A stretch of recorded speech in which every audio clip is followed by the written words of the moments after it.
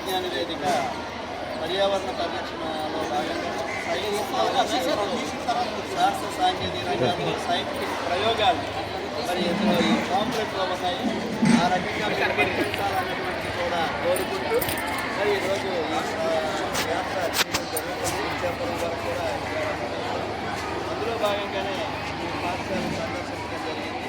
కాబట్టి మనం శాస్త్రీయ దృక్పథాన్ని కలిగి ఉంది. సైన్సే మనం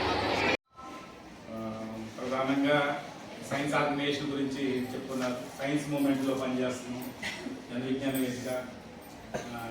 వేదిక ప్రధానంగా విద్యారంగం, ఆరోగ్య రంగం, పర్యావరణం, స్వావలంబన అంశాల మీద పనిచేస్తా ఉన్నాం.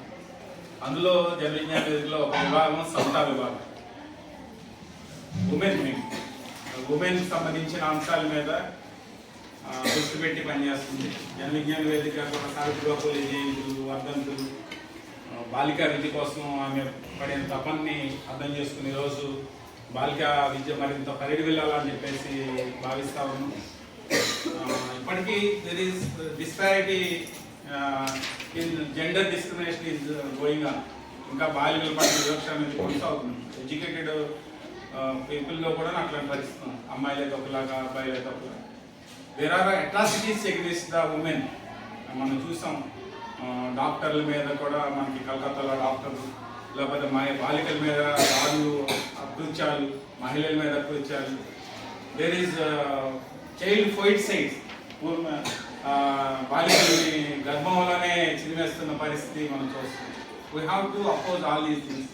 ఖచ్చితంగా as a human being we have to address it, and we have to oppose it, and we have to educate the people regarding all these atrocities and attacks on women.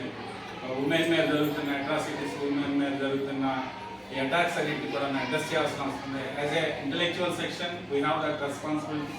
As a teachers, we are imparting education to the children. That is not at all our periphery. ఉపాధ్యాయ సంఘాలుగా APTF కావచ్చు, UTF కావచ్చు, ఇతర PRT కావచ్చు, STU కావచ్చు, ఇతర organizations, లేకపోతే cadre organizations, HM society, SLD కానీ ఇవన్నీ కూడా what we are meant for betterment of the teaching community. మనకు కావాల్సిన ప్రివిలేజెస్ రావడం కోసం పిఆర్సీలు, లేకపోతే బెటర్మెంట్స్